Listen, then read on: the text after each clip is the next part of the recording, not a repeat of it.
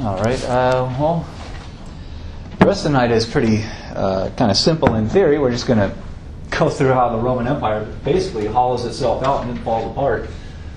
So we're going to go through one thing we talked about a couple of times ago was that series of strengths of the empire, that list of 5 different things. And we're basically just going to start poking holes in almost all of them for a couple hundred years, and then the collapse phase starts in the 300s. So fairly simple.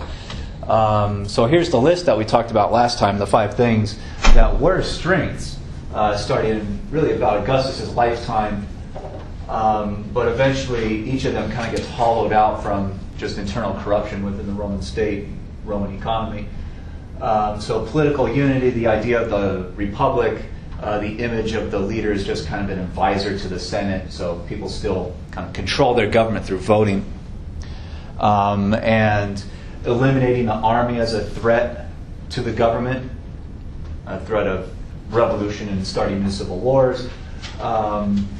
Entertainment, especially in the arenas and the circuses and whatnot, as a way to distract the people. This is the only one that really still stays solidly in place going into the collapse phase, because the economy and the government having so many problems, the government kept investing in more and more distractions to keep the people away from paying attention to politics as much as possible. So the economy starts to falter, and then finally a unified type of military opposition rises against the Romans by the 300s, and that will push them into the collapse phase pretty quickly. So we'll go through and really eliminate each of these in line. And like I said, the only one that really survives all this is number 3. Whoops, oh, what happened there?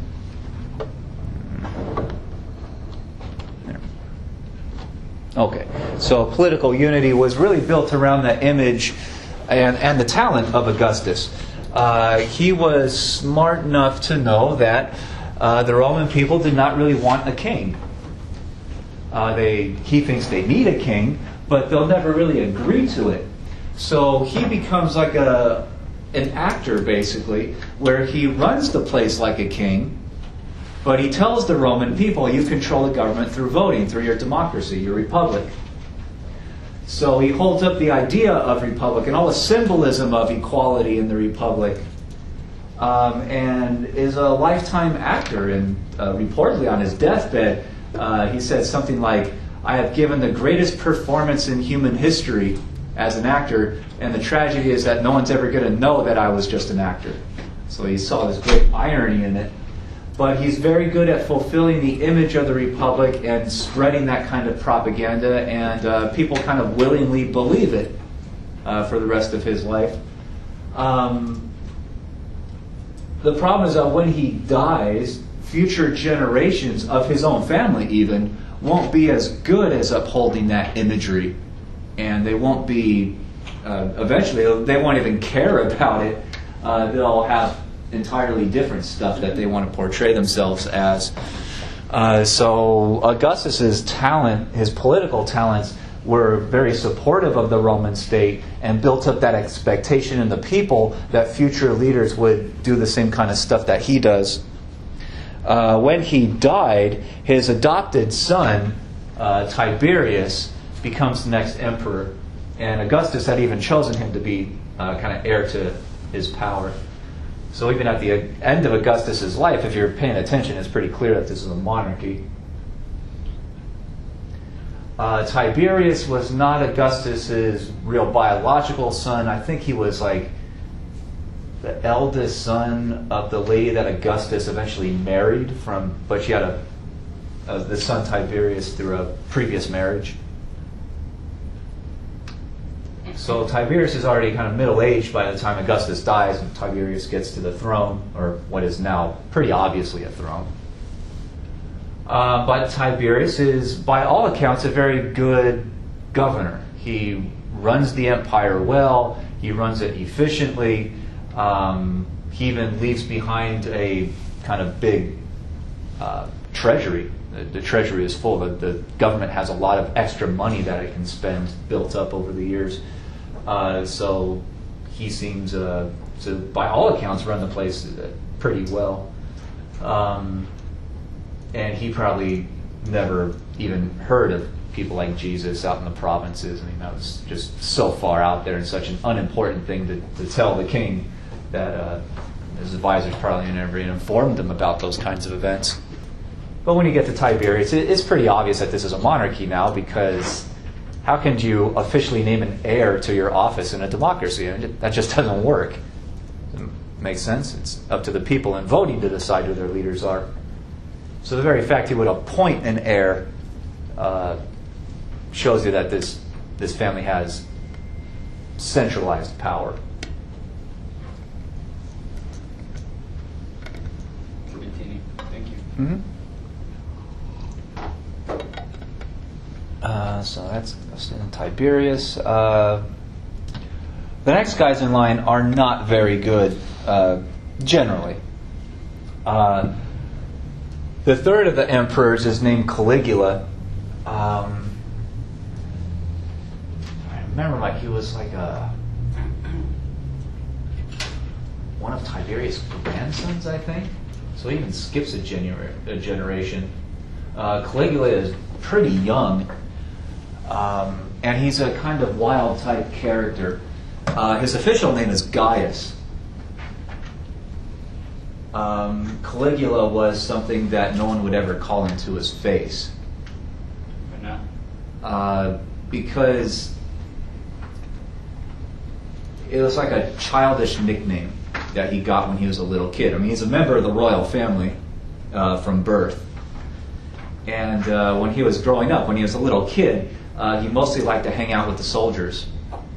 And he would go marching around with them. So they made him like a little uniform and a little sword and little boots and all kinds of stuff so he can go marching around with them, because they all thought it was really cute and funny that this little kid wants to march with their soldiers. Does that make sense?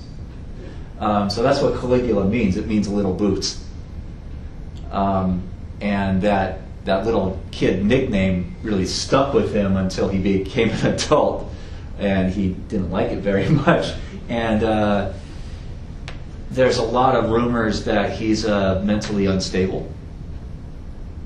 He orders people executed for questioning his authority. So politicians are very kind of scared of him in a lot of ways. And he seems to do some very strange things as king, as emperor.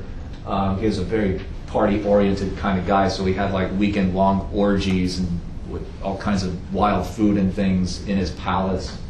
That sometimes involved hundreds of people. So that was kind of questionable, because Augustus was like a moralist type of person. He would have never done that kind of stuff. So this is kind of new to the family. And one of the more famous stories is that Caligula wanted to launch an invasion across the sea to go attack this foreign place and conquer some land. So he gathered whole thousands of soldiers together on the shore, ready to get on boats and launch their invasion. And at the last minute, he decided to call off the invasion and instead ordered the soldiers to pick up seashells along the shoreline. And the soldiers were very confused by this. I mean, it's not a big military, masculine thing to do, walking along the beach picking up seashells. And so there's a lot of rumors that he might be insane. That he might just not mentally really all be there. That sounds pretty insane. Huh? That sounds pretty insane. Well, but that might have been a story told by people who wanted to spread the rumor that he's insane. So it could just be propaganda from his enemies. But there's all kinds of stories like that out there about Caligula. And he didn't seem to govern very well, and eventually enough politicians and enough military figures became so afraid of this guy, and he starts executing anyone who speaks out against him, that they assassinate him. And the army kills him. His own bodyguards kill him. And not only do they kill him in 41, so he's only on this throne for 4 years. He doesn't last very long. Not only do they kill him, but once the word is out that the king has been murdered, the army leaders become so afraid that, there's this large royal family out there. There's nephews and cousins, all kinds of people out there in the palace. they're afraid that that royal family is going to be so pissed off that this guy's been assassinated that the next king in line, whoever it is going to order a bunch of the military leaders executed as punishment to wipe out the conspiracy. Does that make sense? So the story goes, in the middle of the night, the military, the army leaders just decide to wipe out the whole royal family. And they did. And they killed almost every last one of them. The one who survives is Caligula's uncle, who becomes Claudius, becomes known as the Emperor Claudius. This guy was basically a laughingstock in the royal family. He was seemed to have like a couple of handicaps. He didn't speak publicly very well. He slurred his speech, and he had a limp and all kinds of things. So he was like a cast-off of the royal family. So he was one of the last people on their hit list to go kill. So when they finally found him, most of the rest of the family murdered in the palace, and they find him hiding, the story says, hiding behind a curtain, a window curtain, trying to avoid being captured and killed. And when the army finds him, they're about to kill him, and he offers them this gigantic bribe. He'll promote them, like his captors, in the army, and he'll give them all kinds of land and money and whatnot if they just not only allow him to live, but proclaim him emperor right there on the spot. And they take the bribe, and that's how he becomes emperor. He's really the last guy standing in the family. Does that make sense? That's how he starts off. And by all accounts, he worries a lot about his position because his whole family has been wiped out. He has to rebuild the royal family, basically. He has to rebuild the government. And rebuild the family's relations with the Senate and the army. So he's very worried about his position on the throne. He's worried about being murdered any day. But he seems to govern very well under those circumstances. Orders the creation of another aqueduct and kind of rebuilds the Roman finances and rebuilds really stability. He's a kind of good, honest, upstanding kind of leader. Does that make sense? But because he's a member of the royal family, I mean, it's obvious now that he is an emperor, he is a king. I mean, the idea of this democracy really determining what direction the government takes is just out the window at this point. No one really believes it unless you're just not paying attention to any level of reality. So it's popularly known throughout the whole empire that this is a monarchy now. Does that make sense? So Claudius, in order to continue this royal family, Claudius gets married while he's emperor to a kind of famous lady, and she already has her own children. So the heir to the throne becomes one of her children. Does that make sense? From a previous marriage. So Nero is not Claudius's official son, or he's like legal son because he's adopted, but he's not Nero is not Claudius's biological child. Does that make sense? Nero is already a teenager by the time his mom marries Claudius. And the mom seemed to worry about that, and so she appears to have killed Claudius. She poisoned his dinner one night and killed him. So he's out of the picture in 54, and that brings in her son, Nero. And Nero is another person who's often accused of being insane because he does a lot of things that were completely against all kind of tradition within this royal family. The emperors often dress up in like military uniforms and they march around with the troops. Nero doesn't do any of that. Nero is like this skinny kind of intellectual guy. He views himself more as like an artist and a poet than any kind of general or military strongman. So Nero throws parties where they read poetry and do all these kind of like fancy things, which is the exact opposite of what the whole royal family's done for many decades by this point. So Nero is kind of a shocking political leader. He doesn't even really seem to be very interested in politics. Does that make sense? So he completely just abandons all the former imagery of the royal family, and it's very shocking to the Roman people. And he has new palaces built, all kinds of like extravagant things, and he eventually gets accused of basically bankrupting the Roman state. And they assassinate him for it. Or they come after him one night, and I think they kill his mom. So he realizes that they're coming after him, and his bodyguard is turned against him, so he kills himself before they can get him. He cuts his own throat, basically. And reportedly, I mean, they're like banging down his door. He reportedly says before he kills himself, "What kind of great artist dies in me?" And then he kills himself. So it's like right up to the end, he thinks of himself more as an artist than a politician, which is probably a part of his undoing.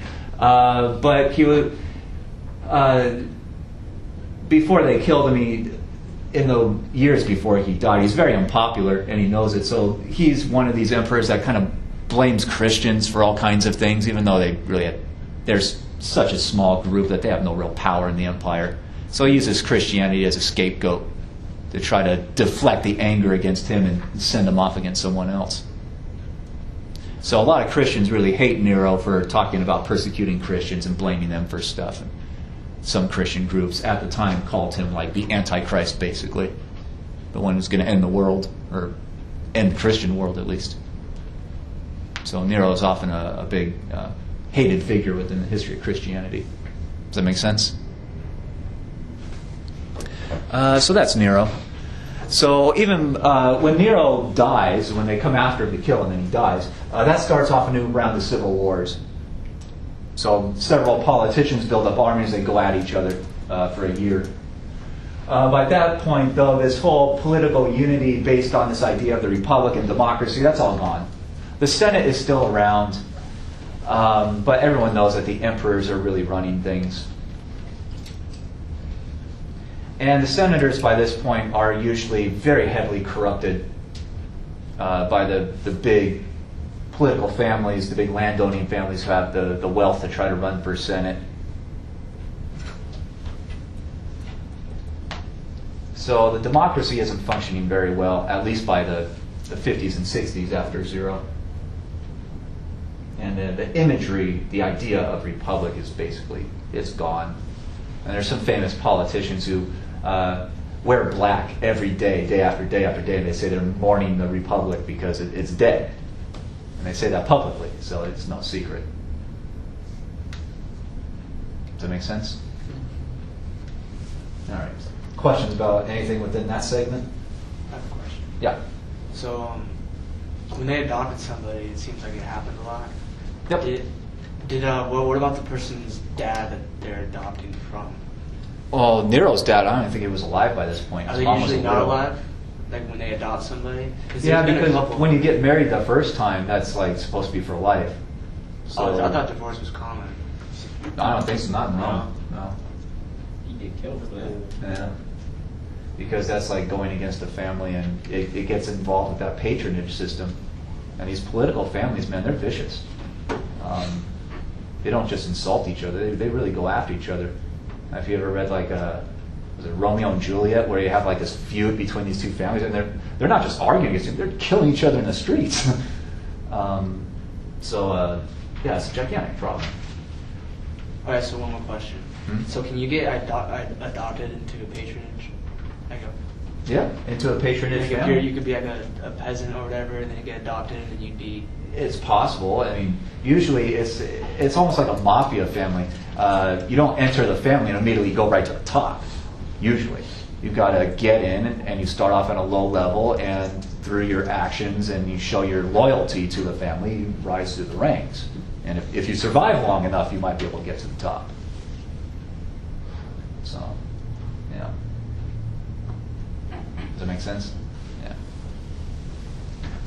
But in this kind of political warfare, a lot of them who start off young trying to get in, they don't survive for very long. You start off at the bottom, you're basically just one of the soldiers for the family, and you're open to being killed or being attacked or just being arrested by the government for committing all these crimes. And if you're not one of the upper echelon figures, then family just, oh well, that's another one in jail, right? Or try to use you as a source of power in jail, which happened then and still happens today. So yeah. Other questions? Nope. That kind of stuff doesn't just happen in Rome. Types of loyalty tests and family clans and cliques and whatnot. That happens all over the world. And we'll be starting China pretty soon. It's just cyclical. It happens over and over and over again. All right, now the next part is the army. So taking it from Nero's death in, what was that, 68? Yeah, somewhere around there. Nero's death starts off a new round of civil wars. Doesn't last very long. They call it the Year of the Four Emperors because it's 1 year of fighting, and basically it's like a four-way civil war. So one politician got an army and got into Rome and had himself proclaimed emperor, and then another army attacked and knocked him out, so you get another emperor, and within 1 year you get four emperors. They're all fighting each other. The last man standing, basically, the guy who wins this and is proclaimed emperor in 69 CE, is named Vespasian. And he obviously realizes that this army is out of control, that he has to somehow figure out a way to get control over the military again, or else they're going to overthrow him if he makes a decision they don't like and pick someone else. He doesn't want that. So he goes back to Augustus's idea of splitting up the army, sending them out in smaller units all around the provinces, and then rotating the generals around the provinces. And that seems to work really well yet again. So Vespasian stays on the throne. He's already kind of older by the time he gets to the throne, so he doesn't last long. He gets old and dies. Looks like Gene Hackman. Yeah. Yes, he does. That's Vespasian. And Vespasian is the one who orders the great Colosseum of Rome to be built. The one that the ruins are still there today.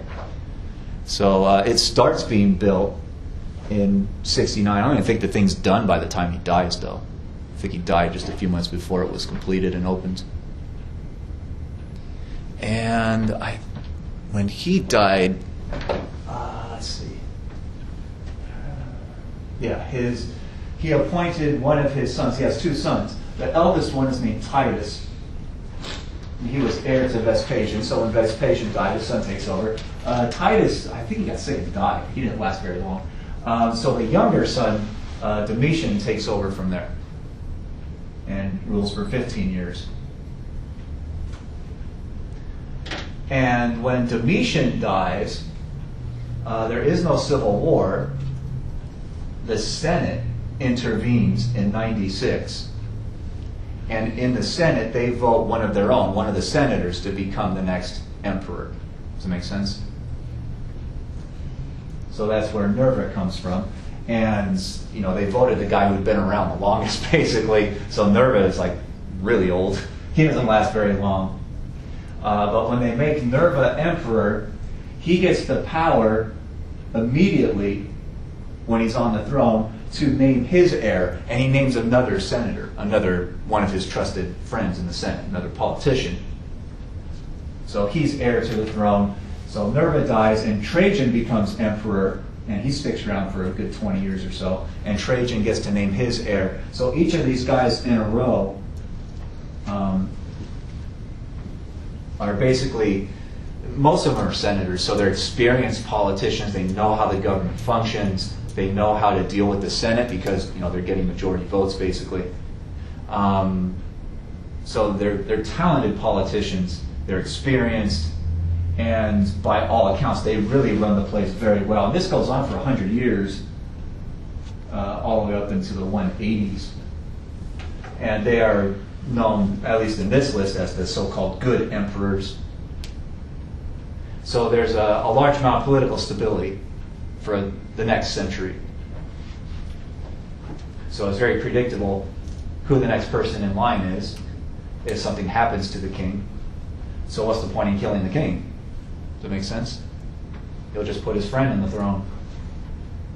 It's a good insurance policy.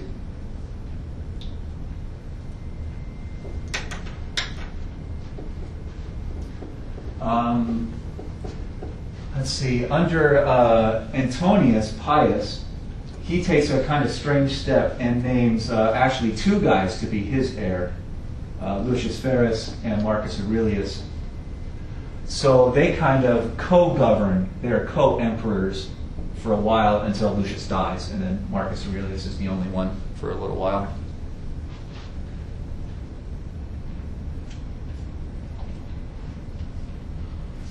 And Marcus Aurelius names his son, Commodus, heir to his throne, which appears to be a giant mistake, because Commodus had no political experience and is very young and loves to fight and loves wars and even loves the gladiator contest and even fights in the arena himself.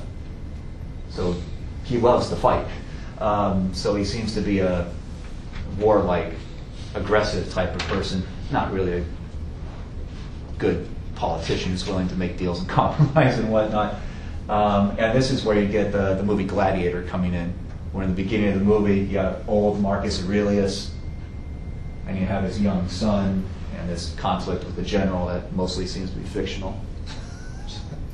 Damn near all of it. But Marcus Aurelius and Commodus, they really did live, and Commodus did take over the throne when his father died. Commodus, though, in reality, stayed king for 12 years. 12, according to most accounts, 12 pretty scary years, because he imprisons and executes people who disagree with him, even high-level politicians and family members, even his own sister he reportedly punished. So a lot of people are very afraid of this guy, and eventually he's assassinated. The Praetorian Guard appeared to have allowed him to be assassinated in 192. And that starts off a new round of civil wars. That goes on for about a year. Does that make sense?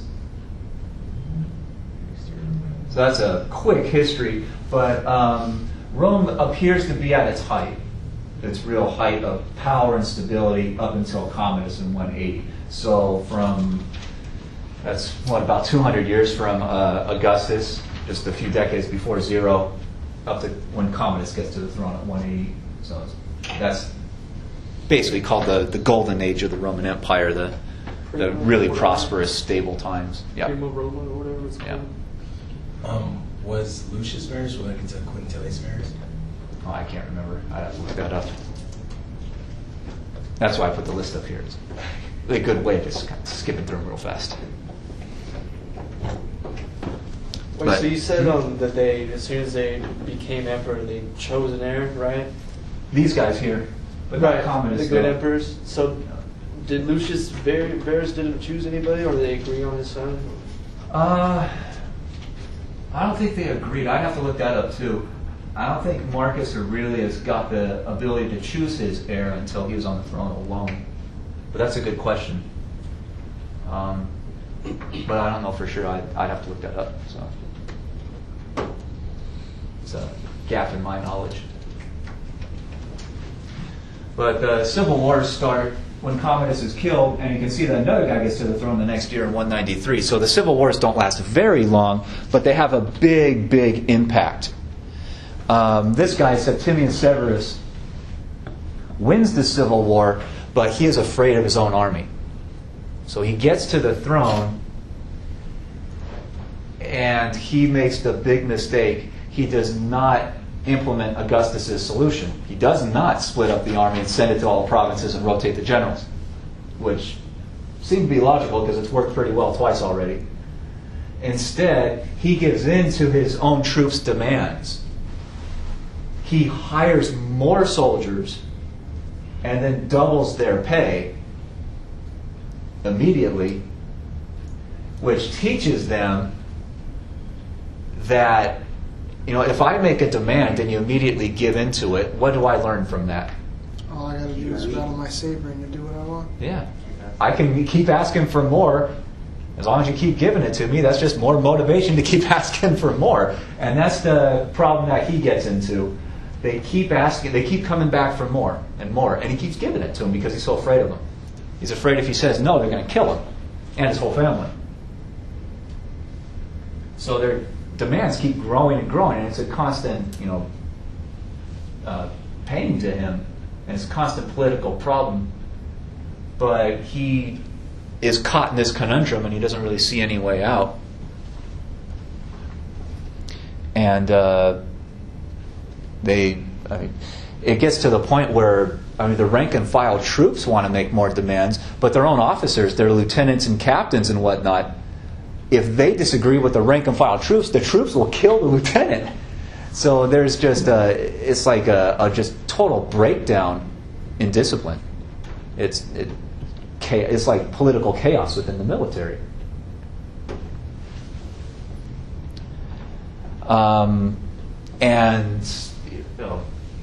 Septimius dies, and then his son, and then his son, and it goes on for a few of them. 4 out of 5 of the guys who are from this family that become known as the Severins, 4 out of 5 of them are assassinated by the army.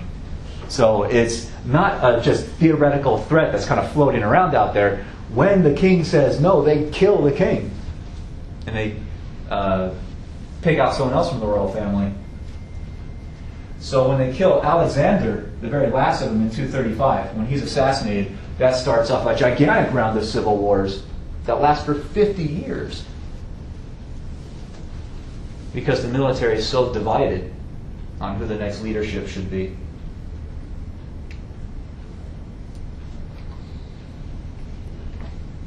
And that's where you get something like 50 different emperors in 50 years. So one general, his army may, beat everybody else and proclaim himself emperor, but it doesn't stick around for very long usually. I mean, 2 or 3 years is kind of normal. Some of them only last a few months. Question? So how are they running the other parts of the empire with 50 years of civil war? It's not easy. It's chaotic. A lot of the provincial governors constantly send messages back to the capital city. I mean, who the hell's in charge and what are we supposed to do? It's a giant problem. And some provinces sometimes kind of run themselves.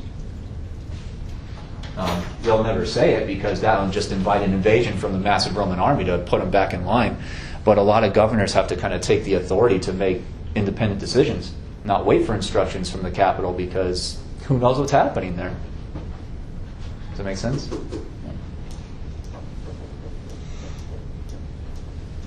So by this point, at least by the year 200 or so, the ability to keep the army in check is out the window also. So that removes another kind of pillar of stability. The army is doing virtually whatever it wants for quite a while, for several decades. And any politician or emperor that either wants to stay alive or become emperor, rise to that level, they feel they have to give into the demands of the troops. So the army is the source of power, which is, of course, one of the main reasons that the civil wars between Julius Caesar and Pompey and all them started in the first place.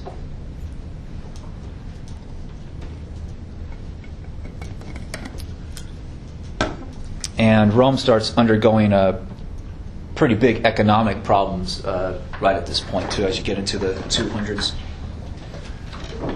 One source of the Roman economy's it's not really a collapse. It's almost like a disease that starts off small but kind of spreads to the whole economy and will eventually bring a lot of it down. One major problem is that there's a split in the Roman economy between the wealthy areas that are right along the coastline or are located next to river systems that run down to the sea.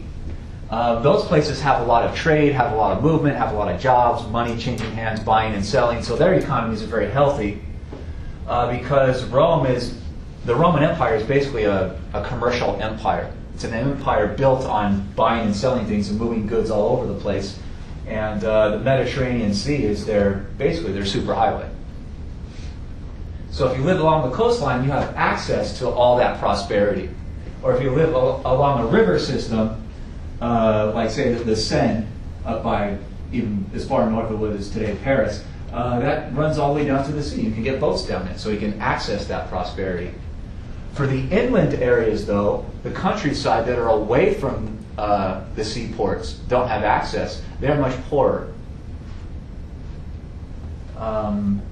They can grow a lot of food, but it's really expensive to put food on wagons or just to put it on a backpack or something and walk it to the seaport because you have to pay people to do it. You have to buy the wagons, and you have to pay the security guards to protect you along the route so you don't get robbed.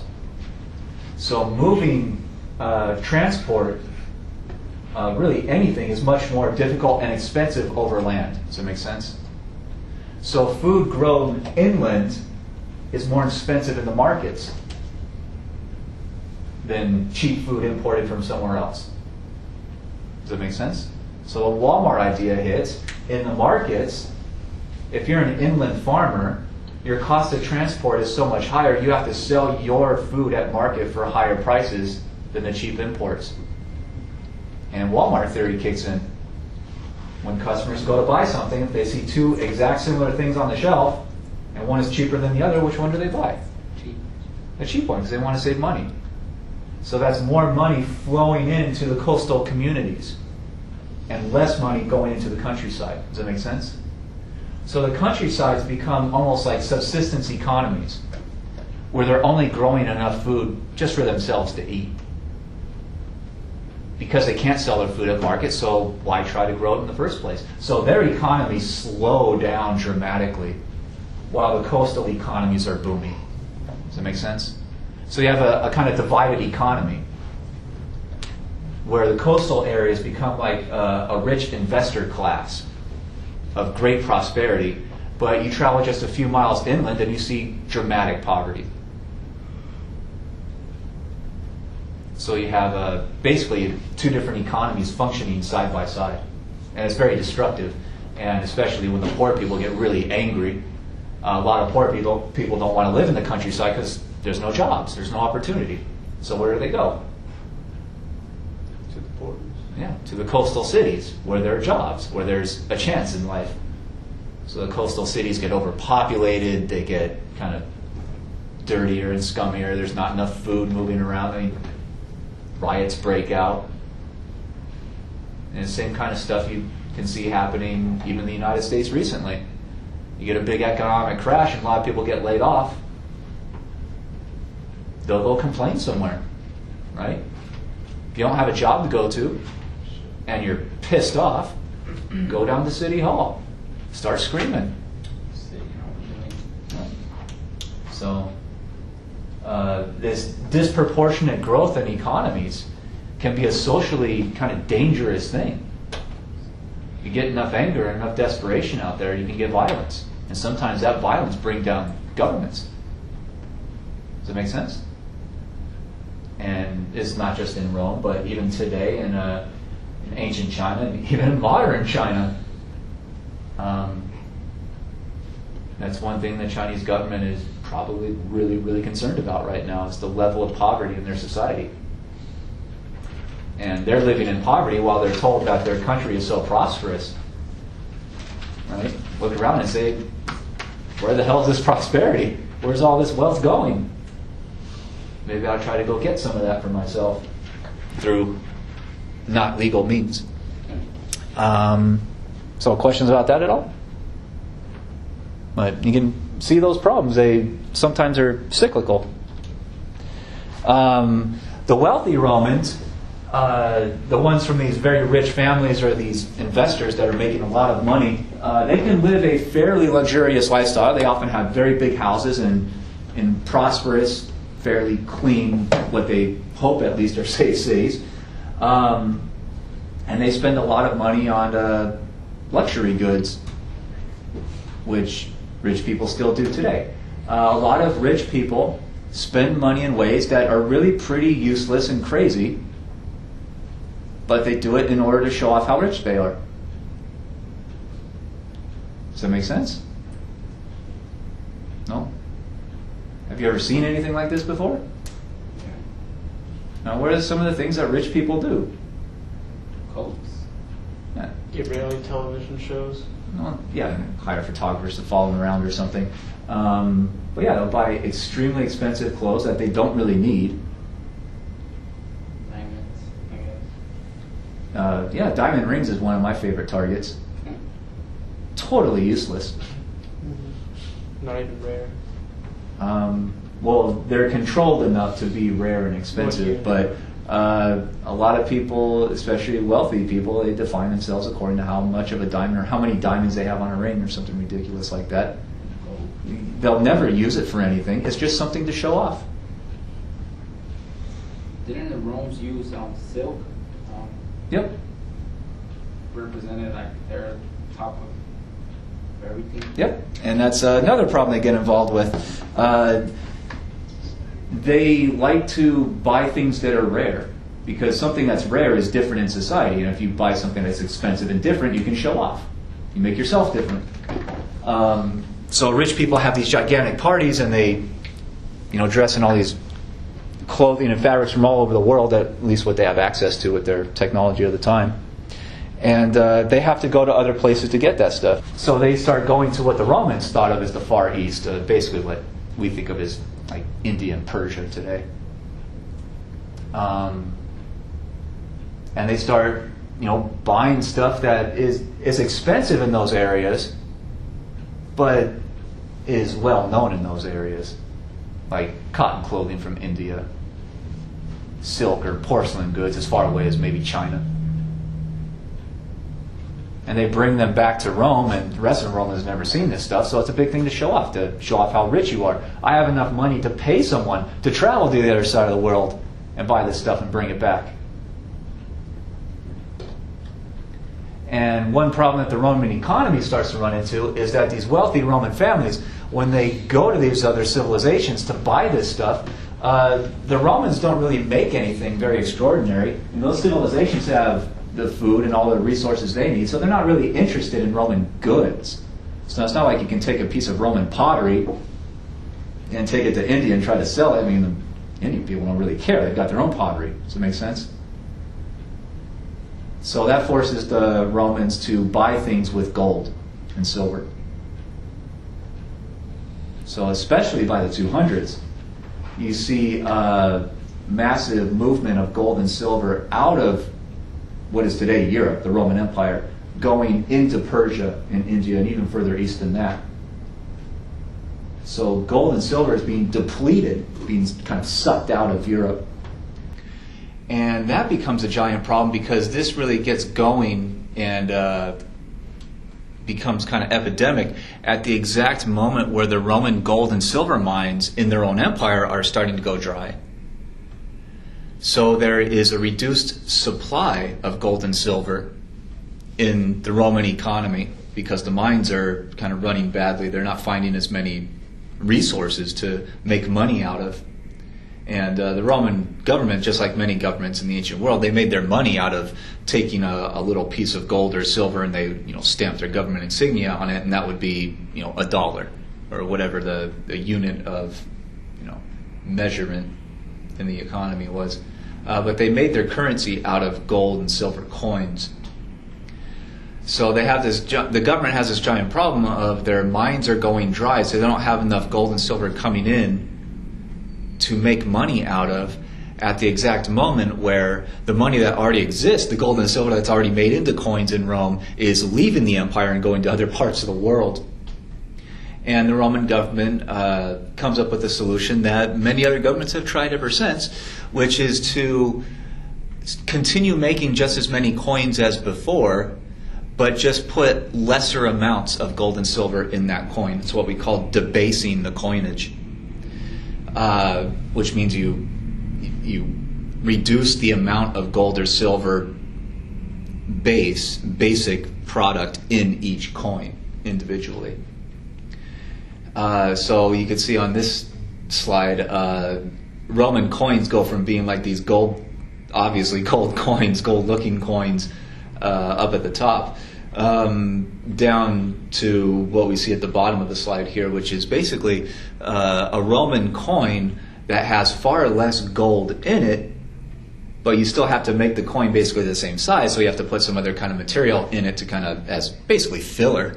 And they started putting tin and copper and all kinds of things in their coins. So later Roman coins do not look very goldish anymore because they just don't have as much gold in them. They have a reduced percentage of gold in the coin itself, so the coins start looking brown, and people have much less confidence in those kind of coins because they don't look as nice as before. And also, if you're a businessman in the Roman economy, if you're selling things, or if you're a merchant, you sell things for a living, if you have bills to pay, you're trying to buy products and you have to pay like rent on a building or something like that, you still want to get that same amount of gold coming into your business as revenue from sales in order to pay your monthly bills. So what is the solution for them? How are they going to financially survive if there's less gold in each coin? Their solution is to increase their demands for how many coins they're going to sell their products for. So if I'm, in Rome selling water bottles or jackets or baseball hats or whatever good I'm selling, if I was selling that product in the market for 5 gold coins, when the coins were pure gold or largely pure gold, mostly gold. When the coins don't have as much gold in them, if they have only 10% as much gold in them now as they did before when I was charging 5 coins for this jacket, what do I do? Yeah, I increase the amount of coins that I demand for this jacket in order to get the same amount of gold coming in. So I may raise my prices 10 times in coins because there's 10% as much gold in each coin now. So that creates what economists call inflation, which is the rise of prices in the market in society.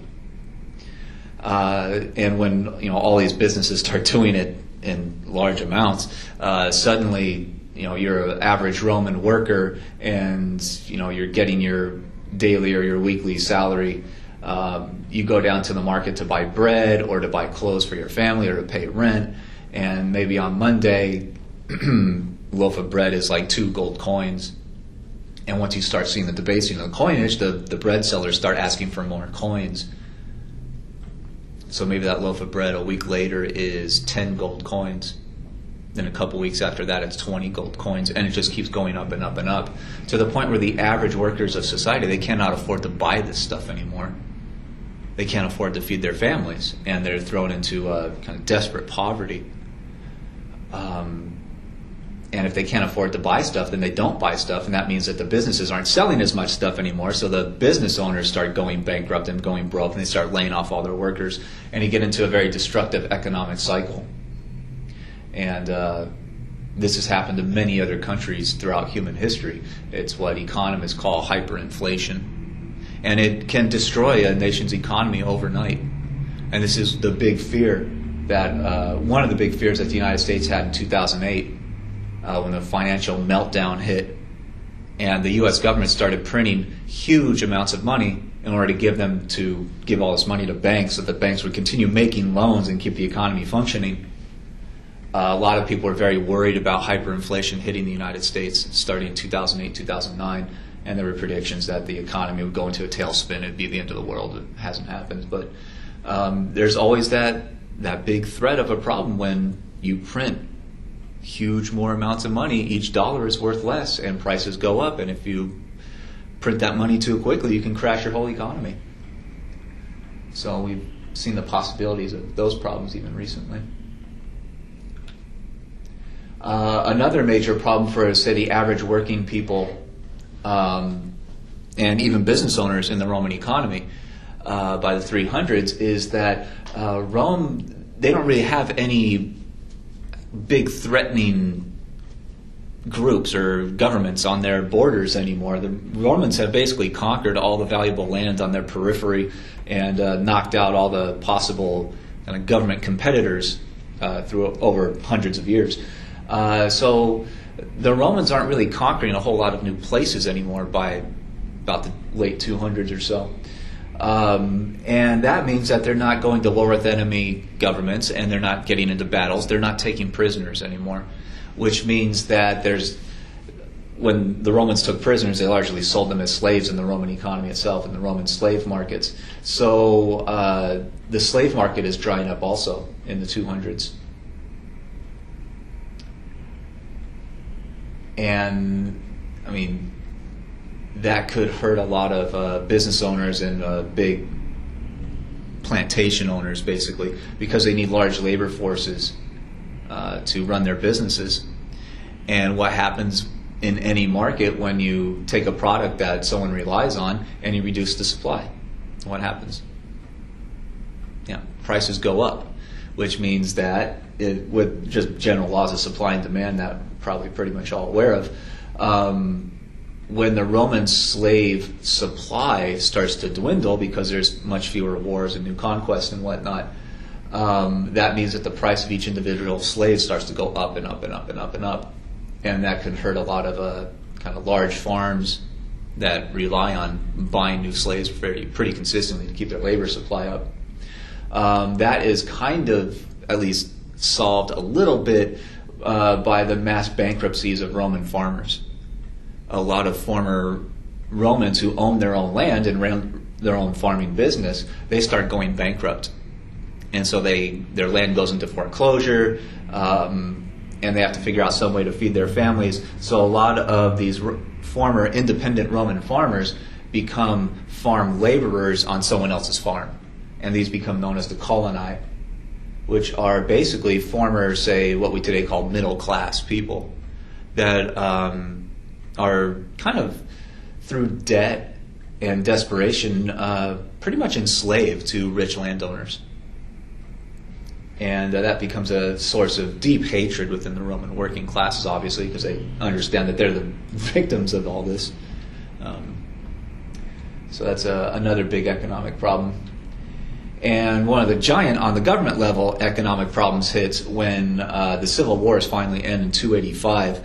One of the generals, named Diocletian, gets to the throne, and this guy comes up with a system of governing that will keep him on the throne, and his big goal is to rebuild stability in the Roman government.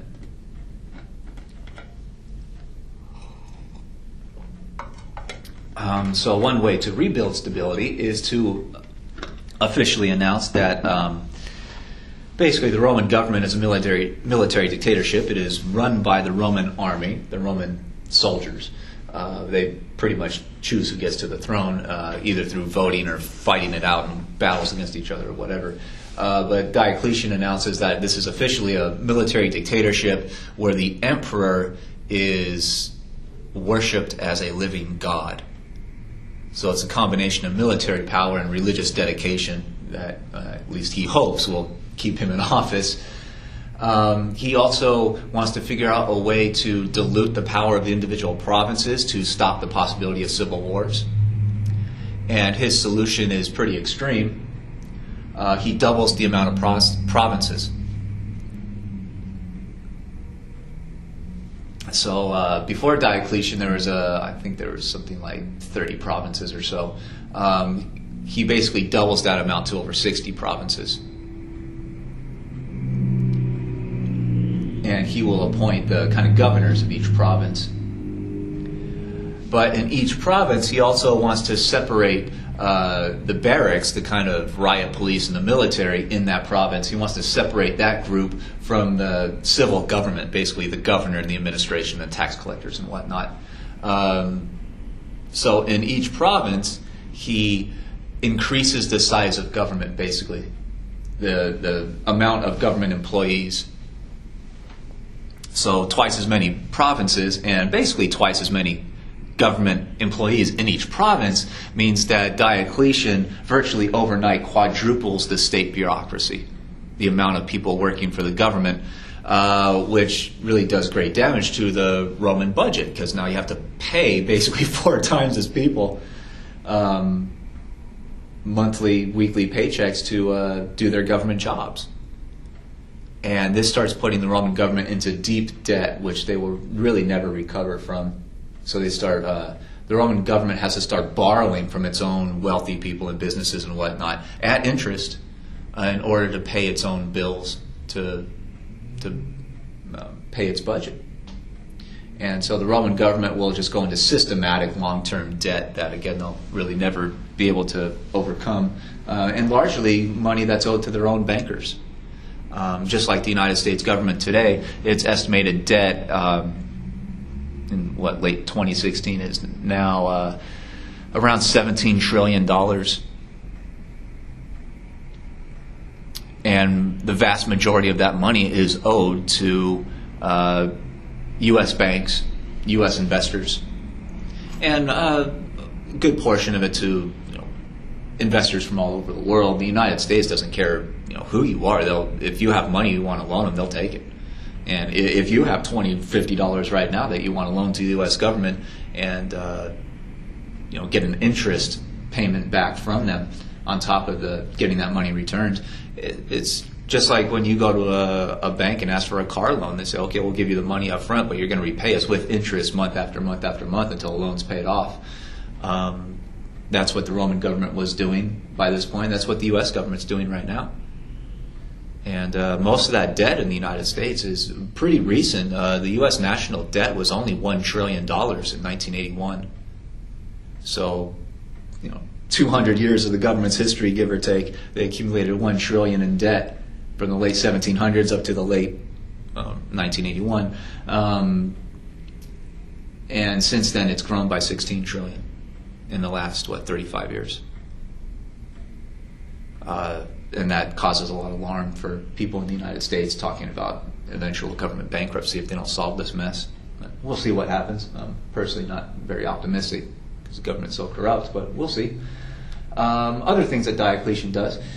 He seems to, or he obviously realizes and kind of says publicly that this Roman Empire with all these provinces and all these economic and military problems and whatnot is just too complex for one guy to run and make decisions about, and even one administration to govern the whole thing.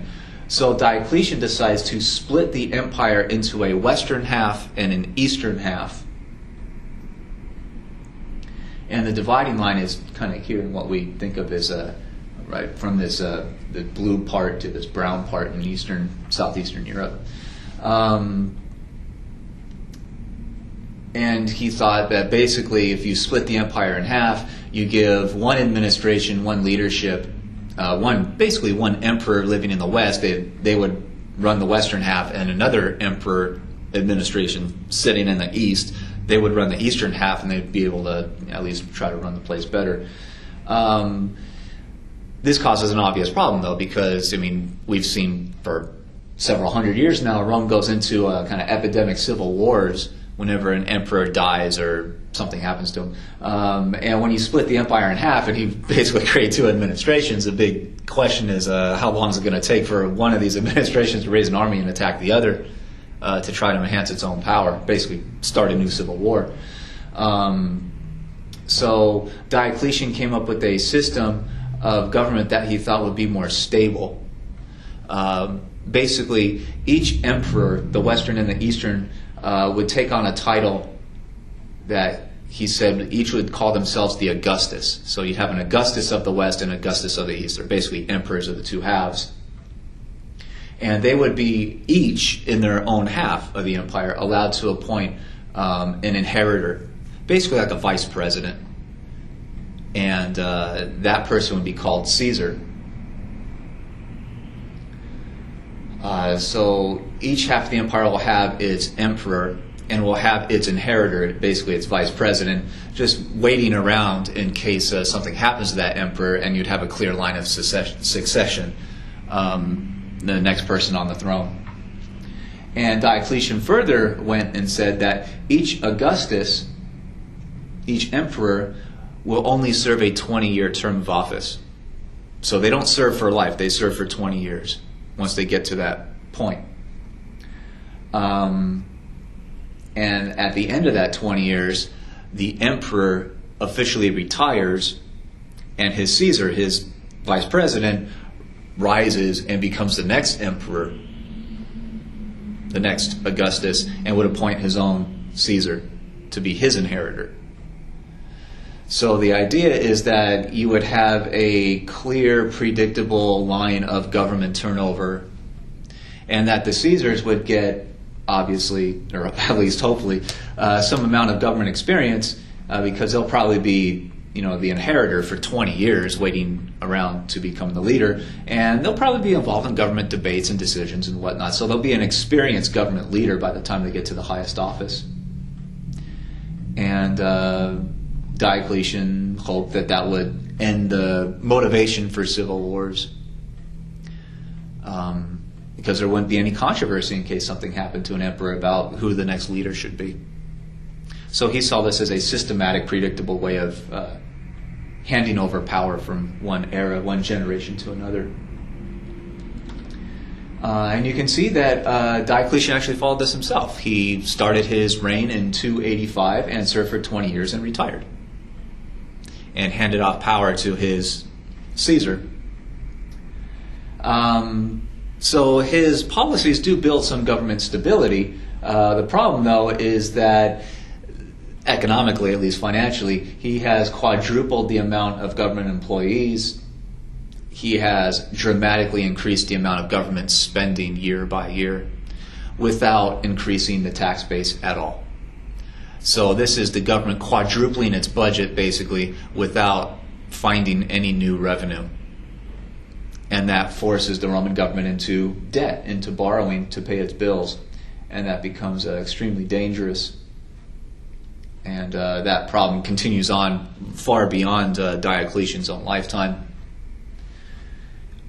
So the end result of all this is that that strong economy, that self-sufficient economy that we started off in Augustus's lifetime, around year 0 or so,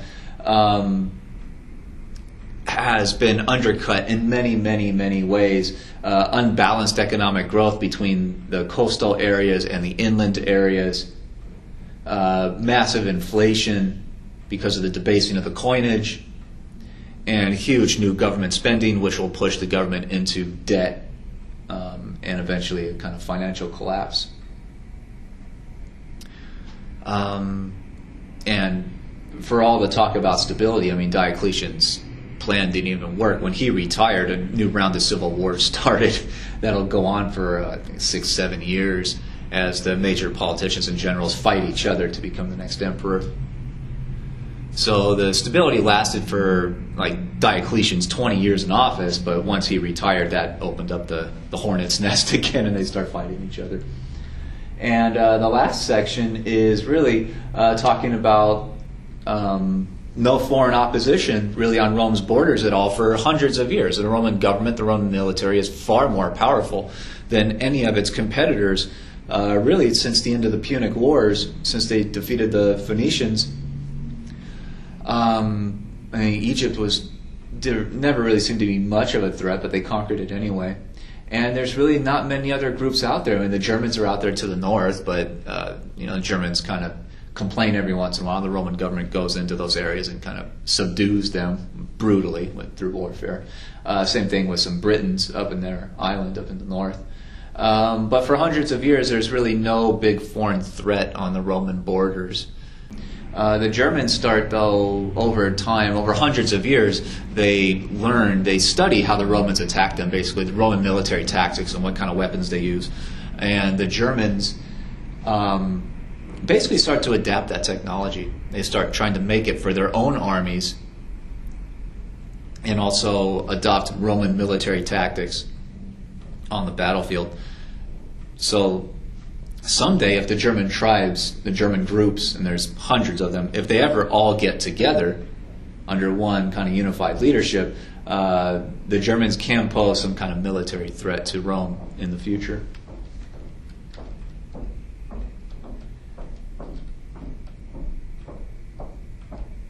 All right, so that over time will undercut the lack of military threat on the Roman borders.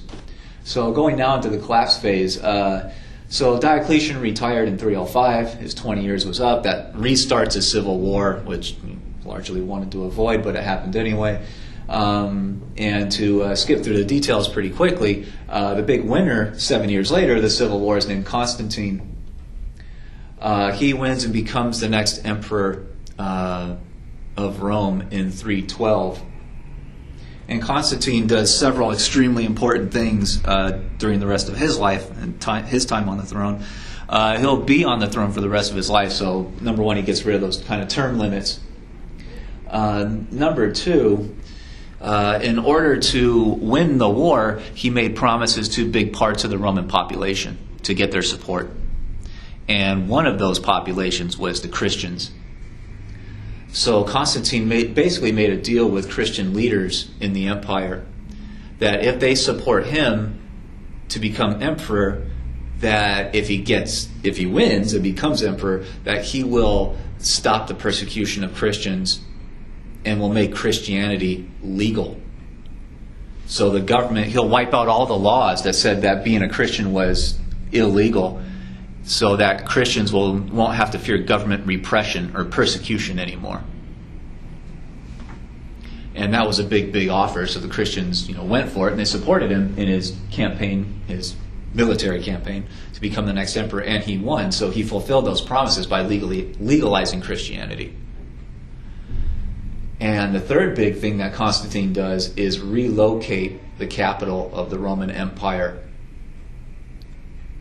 to a place basically on the edge of Anatolia, the northern edge of Anatolia, it used to be an ancient town called Byzantium, but it really wasn't very big by the early 300s anymore.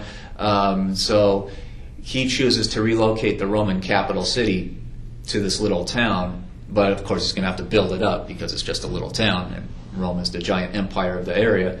So they have all kinds of government employees. They have to build palaces for the emperor and his family. They have to build administration buildings for meetings. They have to build a treasury to house the money, and they have to build housing to provide housing for all these government employees that are moving into the area, and all the lobbyists and all the political families that are going to want to move to the area. So this is a massive scaling up of that little town. And when they build it into this giant city, he names it after himself. He calls it Constantinople, and that becomes the center of the Roman Empire, really for the rest of its history.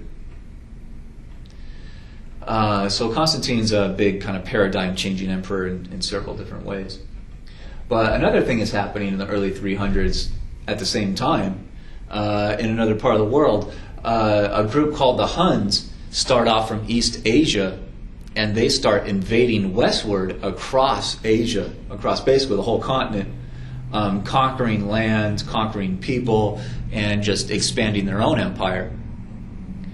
And by the 330s or so, they're starting to get close all the way into Europe. And as the Huns continue attacking westward, that causes panic amongst a lot of Central and Eastern Europeans, basically these Germanish people, Germanic-speaking groups, because the Huns have a really ruthless reputation. So no one wants to be in line to be next attacked by the Huns. So a lot of these Germans start planning to pick up and leave, go somewhere else, get out of the way so they don't get attacked themselves.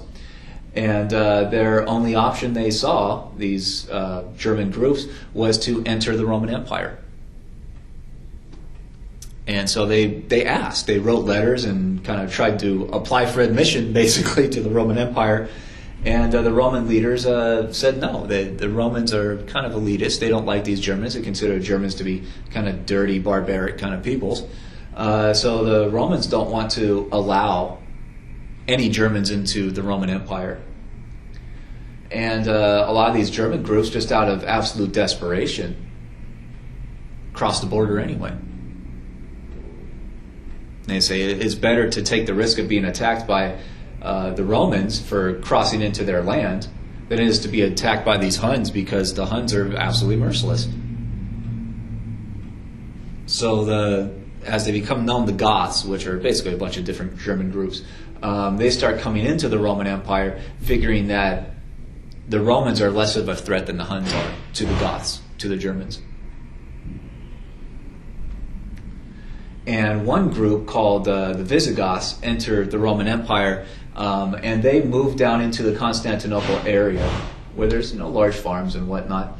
And these people are displaced. They're basically refugees. They're desperate, and there's a whole lot of them, and they're hungry. They're starving. And so they're out there what a lot of textbooks will call foraging, which is basically going from farm to farm and taking whatever they need because they're desperate. So you see textbooks talk about that, especially with armies a lot. Armies go out and foraging, which basically means they roam around and take whatever they want. which is an outrage amongst Roman farmers, or the landowners, because this is their harvest, this is their investment that they're losing. So these Roman landowners, they go to the Roman government in Constantinople, and they go to the emperor and say, you have to do something about this, you have to stop this. These Goths are going to bankrupt my business because they're taking all food. So the government of Constantinople decides to come out with a small Roman army and basically confront the Goths and try to push them away and get them to stop this foraging. And a battle occurs, which the Roman government doesn't even, the Roman army didn't seem really prepared for very well. A battle at a place called Adrianople right here on the map, which to everyone's surprise, the Goths win. And this is the first time that the Roman army has been defeated in a long, long, long time, especially by any kind of outside group, any foreign group. And not only is that army defeated, but the emperor himself went out there with the army and he's killed on the battlefield. So this is shocking to the government of Constantinople, and they have to figure out how to build a new army to defend themselves. They're now worried about this Goth group attacking their capital city and possibly overthrowing the empire. So this is a very desperate time now for not just the Goths themselves because they're starving, but the Roman population. So in their desperation, the government of Constantinople offers the Goths a deal, which is basically, why don't you leave this place and go west, and we'll let you take over big chunks of other parts of the empire, basically the western half of the empire. Since the government of Constantinople, they're not as concerned about that place as they are their own, what they see as the kind of homeland around Constantinople. And the Goths kind of take that deal, so they go over to Italy, and they start setting up shop and overthrowing Roman authority. The kind of provincial governments throughout Rome try to defend themselves, because once that deal is made with the Goths, a whole bunch of different German groups start coming into all different parts of the western part of the empire. And the Goths go to Italy, and a whole bunch of Goths start coming in all over the place, and they basically overwhelm the western half of the Roman Empire and just take over. So Roman authority collapses and goes into non-existence. It disappears. It dissipates. The biggest kind of symbolic and emotional event is when some Roman authorities try to defend their territory, and they are attacked by one specific group in 410. In August of 410, a Goth group attacks the city of Rome itself, the old beginning of the empire, the old center, the old capital city, and they conquer Rome, the city. And they burn parts of it, and they pillage a bunch of it. They steal anything that's not nailed down to the floor. And they basically run riot through Rome, the city, for I think it's 3 days. And then they abandon the city, the remains of it, and they go somewhere else. So that's called sacking a city. You'll see that term in textbooks, where basically you conquer the place and you just pillage it, and you take whatever you want from it. And a lot of Romans saw this as the final kind of insult, the final emotional symbol that the Roman Empire is gone, and that it's really everyone out for himself in just a desperate survival mode. When you read other accounts, this is what the Roman government was basically saying, and a lot of wealthy Romans were saying this is basically, it's Armageddon to them. It's the end of their world.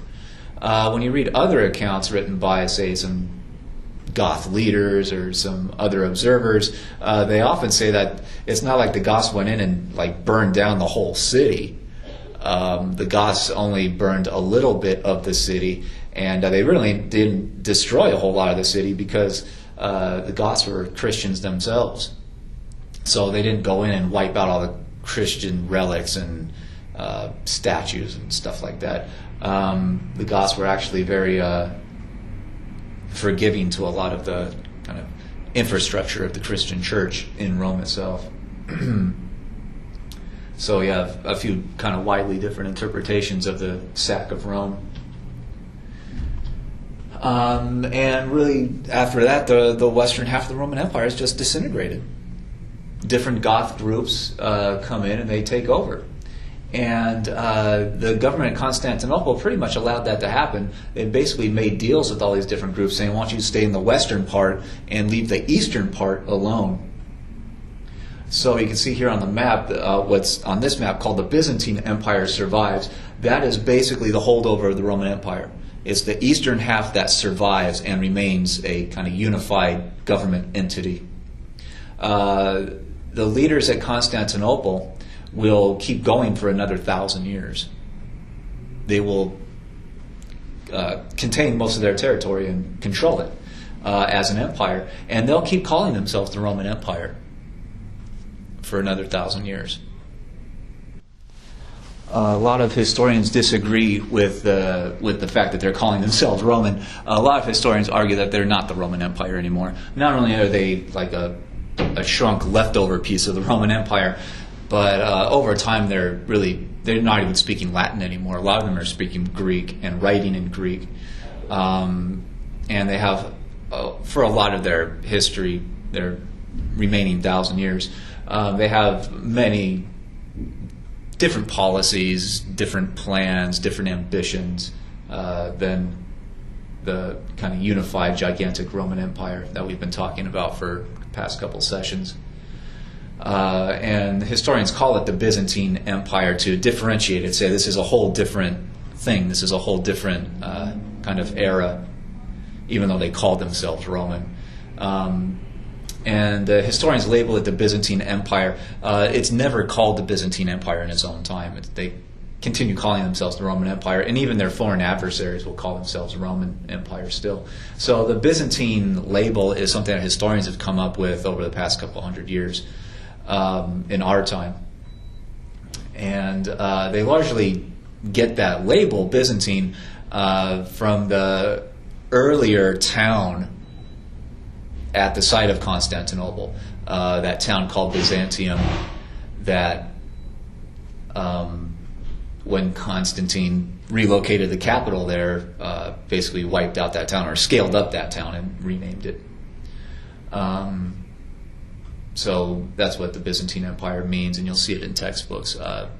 We don't have a lot of time to talk about it for the rest of today. We'll just talk about a few of the kind of big events. But they continue as calling themselves the Roman government, and they'll continue their government. They'll have emperors and the same old kind of stuff for another 1,000 years. One of the most famous emperors of the Byzantine state is named Justinian. So he gets to the throne in the early 500s. And his big policy is to reconquer the whole former Roman Empire. So he wants to build a big army. So he's a young, ambitious guy. He wants to reconquer Italy and Gaul and Iberia, and he wants to rebuild the old Roman Empire as much as he possibly can. And his first big target is to really go into Italy and go back and take back really the old Roman heartland, the old Roman homeland in central Italy. So Justinian's government launches these gigantic invasions of Italy, especially in the 550s, basically going to war with a lot of these different Gothic German groups that have taken over the place over the past 100 years or so, or 100 years preceding. And the warfare is it seems to never end, and it's extremely brutal.